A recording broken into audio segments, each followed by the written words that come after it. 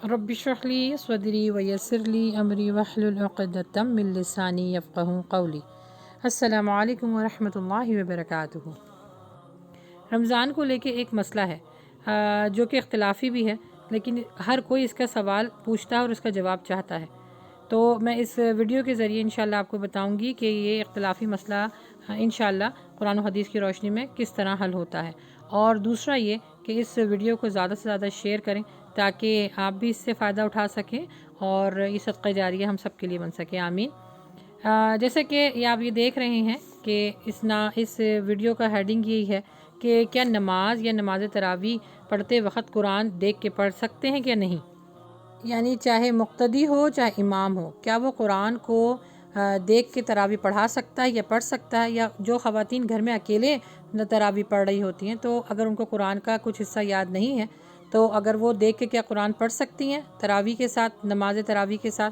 तो आइए इंशाअल्लाह कुरान और हदीस की रोशनी में इसकी वजाहत भी करते हैं और जानते हैं कि ये बात कितनी हद तक सही है। नमाज या नमाज तरावी में कुरान को देख के पढ़ना जायज़ है? जी बिल्कुल जायज़ है।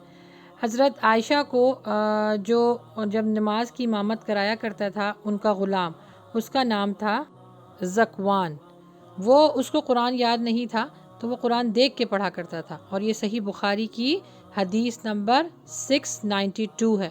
इस तरह से आपको इसका हवाला भी दिया है, ख़ुद जाके भी चेक करें ताकि इल्म में इजाफ़ा हो। है तो ये इख्तिलाफ़ी मसला, लेकिन राज कौल यही है कि नमाज में नमाज तरावी में कुरान को देख के पढ़ा जा सकता है। हज़रत आयशा का जैसे मैंने आपको बताया कि उनका ग़ुलाम जो है कुरान देख के पढ़ता था, बिल्कुल इसी तरह हदीस में अल्लाह के नबी सल्लल्लाहु अलैहि वसल्लम से साबित है कि नमाज के अंदर हरकत और सकनात अगर ज़रूरत है तो की जा सकती है। यानी अल्लाह के नबी सल्लल्लाहु अलैहि वसल्लम से भी हरकत और सकनात करना नमाज में जायज़ है। अल्लाह के नबी सल्लल्लाहु अलैहि वसल्लम ने भी ये किया। और जब किसी अमल की असल मिल जाए तो इसका ना करने का जवाज़ नहीं पैदा होता। और असल किसके मिली है? अल्लाह के नबी सल्लल्लाहु अलैहि वसल्लम से, जो कि चलता फिरता कुरान थे। उनसे ज़्यादा असल कौन जान सकता है दीन की। दूसरा जवाज़ ये है कि सही बुखारी और सही मुस्लिम की हदीस नंबर 516 है। उसमें अल्लाह के नबी सल्लल्लाहु अलैहि वसल्लम अपनी नवासी को गोद में उठा के नमाज़ पढ़ा करते थे। ये आप देख लीजिए हवाला नंबर भी और हदीस नंबर भी, कि सजदे के वक़्त उतार दिया करते थे और क़याम के वक़्त गोद में उठा लिया करते थे। अगर हरकत और सकनात मना होती तो किसी सहाबी की ड्यूटी ना लगा दी जाती कि इस बच्ची को संभालें। फिर एक और हदीस है सुनन निसाई में 1142, इसमें अपने नवासों को गोद में उठाकर जो है नमाज़ पढ़ा करते थे और लंबे लंबे सजदे अदा किया करते थे अगर वो उनकी पीठ मुबारक पे चढ़ जाते थे। तो ये तीसरा जवाज़ हो गया। अब आखिरी जवाज़ और सुन लीजिए। फिर एक और हदीस है सही बुखारी की, नंबर है 183। ये है हज़रत अब्दुल्ला इब्न अब्बास से मरवी कि जब वो अल्लाह के नबी सल्लल्लाहु अलैहि वसल्लम के पास रहने गए तो उन्होंने नमाज अल्लाह के नबी सल्लल्लाहु अलैहि वसल्लम के साथ पढ़ी। और ये हज़रत मैमूना यानी अल्लाह के नबी सल्लल्लाहु अलैहि वसल्लम की एक अज़वाज थी, उनका नाम था मैमूना, उनके भांजे थे। तो ये जब रात में उनके साथ रहने गए तो उन्होंने अल्लाह के नबी सल्लल्लाहु अलैहि वसल्लम के तरीके से नमाज़ पढ़ी।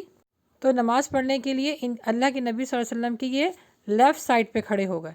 तो अल्लाह के नबी सल्लल्लाहु अलैहि वसल्लम ने इनके अपने सीधे हाथ से पकड़कर इनकी कुर्ते का हिस्सा और पूरा पीछे से घुमा के सीधे हाथ पे लाके इनको खड़ा किया। अब सोचिए कितनी बड़ी इसके अंदर हरकत और सकनात हुई है।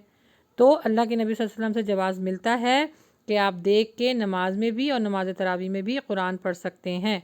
और अगर जिनको याद है तो वेल एंड गुड, बहुत अच्छी बात है जो पढ़ना चाहते हैं। लेकिन अगर जो नहीं पढ़ते, ये जिनको कुछ याद नहीं है या कुछ देख के याद करना उनके लिए पढ़ना आसान है, तो वो इस चीज़ से भी फ़ायदा उठा सकते हैं। ना गुनाह है और ना शरीयत में इसकी ममानियत है। अब ये तरीका देख लीजिए कि किस तरह कुरान को उठाकर पढ़ा जा रहा है और किस तरह आप साइड में रख दें। ये तरीका देखिए, ये बिल्कुल सही तरीका है। इसको फॉलो करते हुए आप नमाज तरावी बहुत अच्छी तरीके से पढ़ सकती हैं। बस अल्लाह सुब्हानहू व तआला हमें हक़ बात दूसरों तक पहुँचाने की तौफ़ीक़ अता फ़रमाए, आमीन।